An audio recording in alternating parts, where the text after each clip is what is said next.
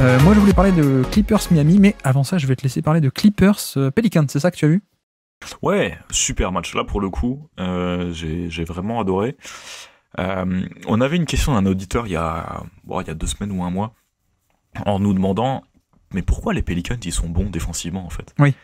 Euh, mais en fait, sur ce match, c'est d'autant plus visible que t'as quand même une attaque d'élite en face. Mais qu'est-ce qu'ils sont longs? Qu'est-ce qu'ils Oui. sont longs? Et même le 5 majeur est long. La second unit est super longue quand tu fais rentrer Dyson Daniels et que tu fais rentrer Trey Murphy et Larry Nance. Sur le match, ils finissent à 15 deflections et 7 interceptions. Donc si tu fais l'ajout, c'est du très haut niveau quand même en NBA. Et en fait, t'as Zion Williamson qui fait un super travail défensif en première mi-temps sur Kawhi Leonard. Ça vient aussi du schéma défensif, j'en parlerai après. Brandon Graham fait un super travail sur Paul George qui finit la première mi-temps à 0 points, ou en tout cas à 0 panier marqué. Et puis Herb Jones qui fait un bon travail sur James Harden, mais James Harden qui a une réussite insolente à 3 points. Mais voilà, on n'a pas besoin, je pense, de vanter les mérites défensifs de Herb Jones sur le podcast. Je pense qu'on l'a assez fait depuis 2-3 ans. Mais en fait, ce qui est super intéressant, c'est leur schéma d'aide super agressif. Ouais. Super agressif, pardon. Où déjà sur le poste bas, que ce soit Paul George, que ce soit Kawhi Leonard, systématiquement, il y a une prise à deux. Et ce qui est intéressant, c'est malgré la très bonne attaque des Clippers et la menace à 3 points qu'il y a un petit peu partout, c'était une équipe qui était capable de revenir et de faire l'aide de l'aide et de pas concéder de décalage ou pas trop de décalage suite à ces prises à deux. En fait, même si les balles étaient correctement sorties, bah justement ils étaient très bons à recover, tu vois, à revenir sur leurs joueurs. Harry Cover et la chambre des secrets, c'est ça? Oui, c'est ça, c'est Harry Cover et Lardon. Non, recover, à revenir sur leurs joueurs, voilà. Oui, mais ça, c'est A avec accent, plus loin, recover, à revenir en position, ouais, c'est ça. C'est ça.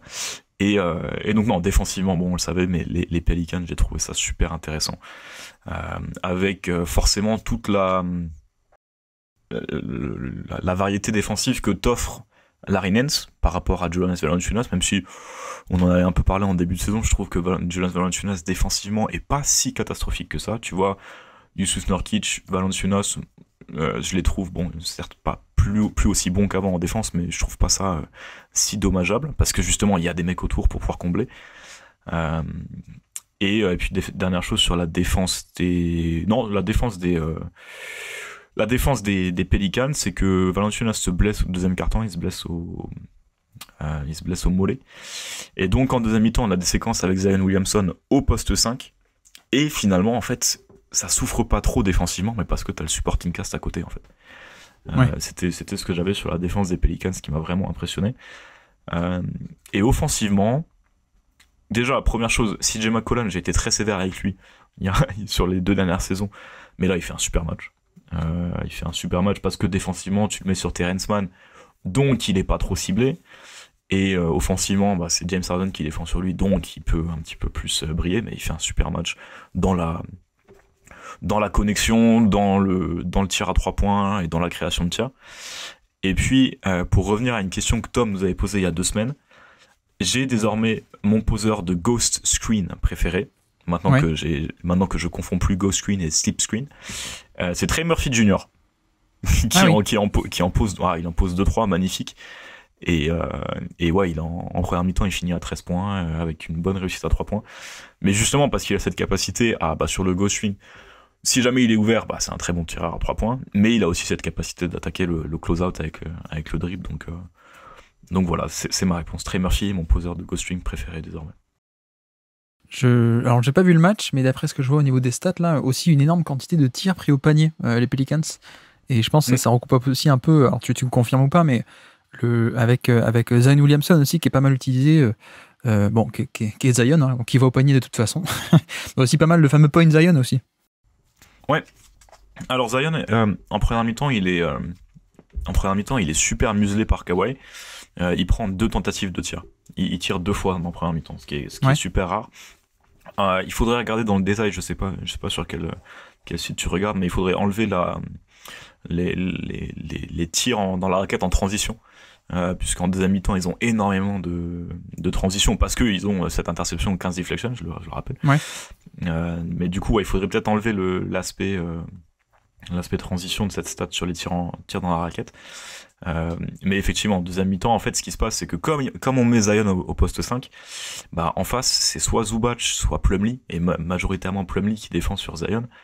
Et donc là, en fait, il a une séquence où sur 3 attaques d'affilée, tu le serres soit au poste haut, sans aucun mouvement, et tu lui donnes l'isolation, ou bien encore mieux, tu lui donnes un très léger mouvement, tu vois, tu le fais sortir d'un pin down, tu le fais sortir d'un écran, et tu lui donnes la balle alors qu'il est très légèrement en mouvement vers la gauche, et donc il a sa main gauche qui est ouverte face à Mason Plumlee ou quelqu'un d'autre, et donc ouais, c'est pour ça qu'il a pu générer autant de tirs au panier.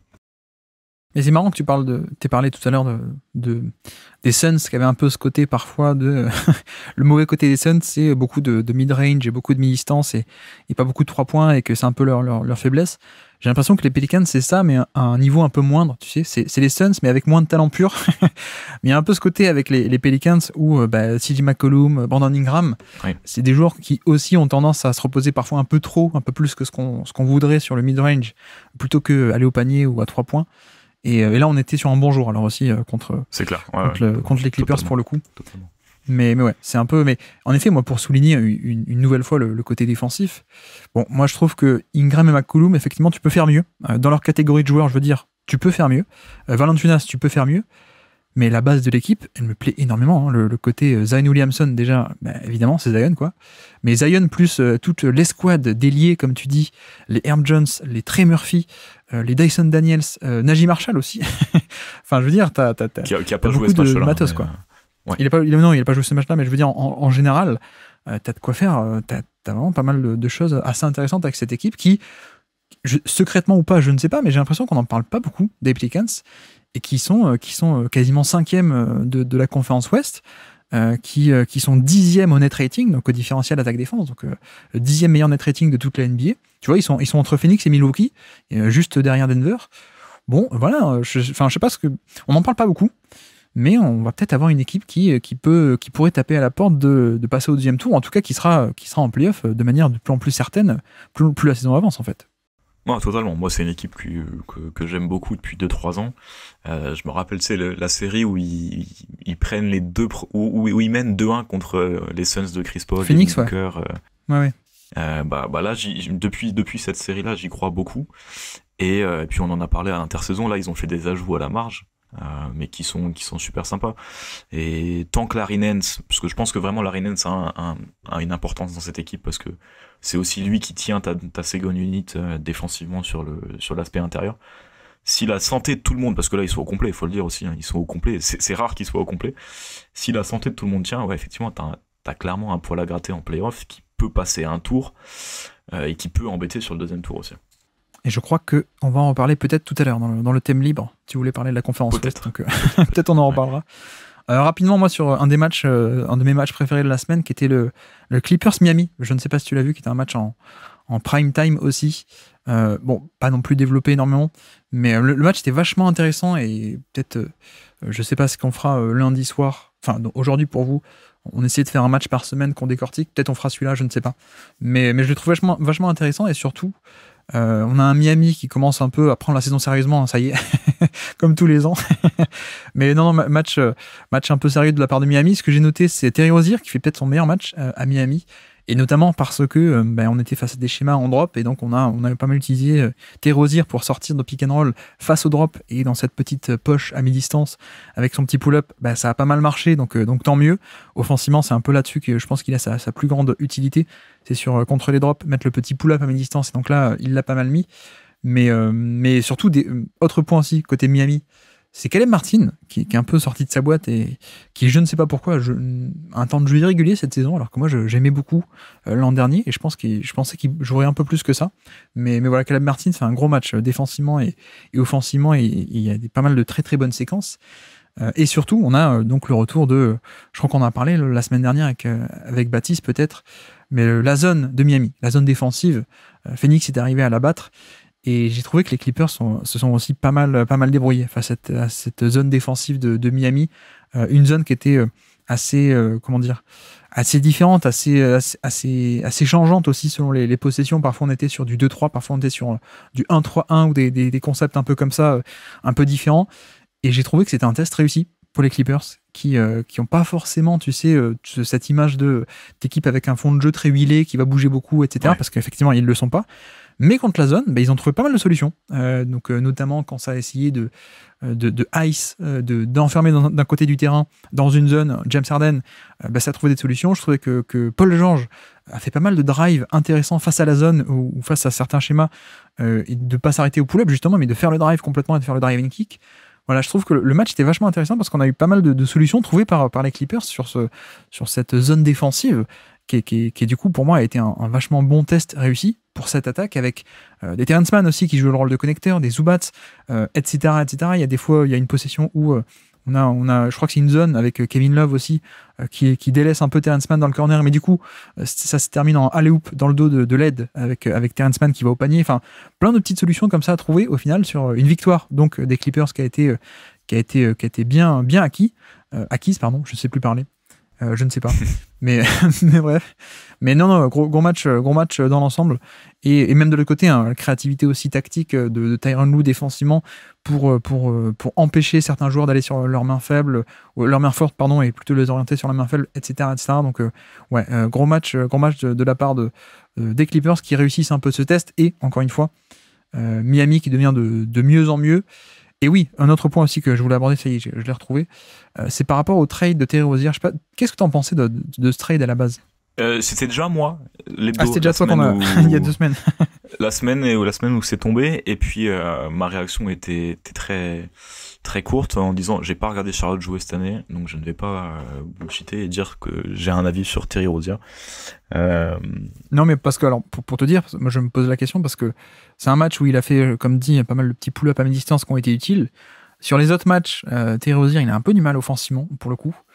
Mais j'avoue que moi je disais, il y a un sacré step down, une sacrée descente en termes de niveau entre la défense de Rozier et celle de Kyle Lowry, et je le pense toujours.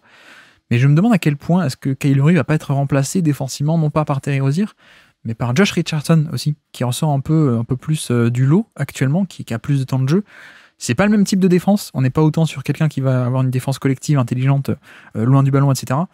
Mais je trouve qu'il est de plus en plus utilisé sur la défense on-ball, justement Richardson, donc il commence un peu à réémerger. Donc je me demande à quel point est-ce qu'au final, on va pas essayer un peu de remplacer Kyle Lowry comme ça, en mode, Kyle Lowry n'est plus capable d'avoir un apport offensif, un peu de pull-up, un peu de dynamiteur, donc on va tenter que ça soit Terry Rozier qui se charge de l'attaque de ce côté-là, et puis défensivement peut-être réutiliser Richardson un peu plus. Je pense que ça va être un peu l'objectif côté Miami. Voilà. Ouais, totalement. Merci d'avoir écouté cet extrait. S'il vous a plu, l'émission complète est disponible en description, et on se donne rendez-vous sur le feed principal du Basket Lab pour l'intégralité des podcasts. À bientôt.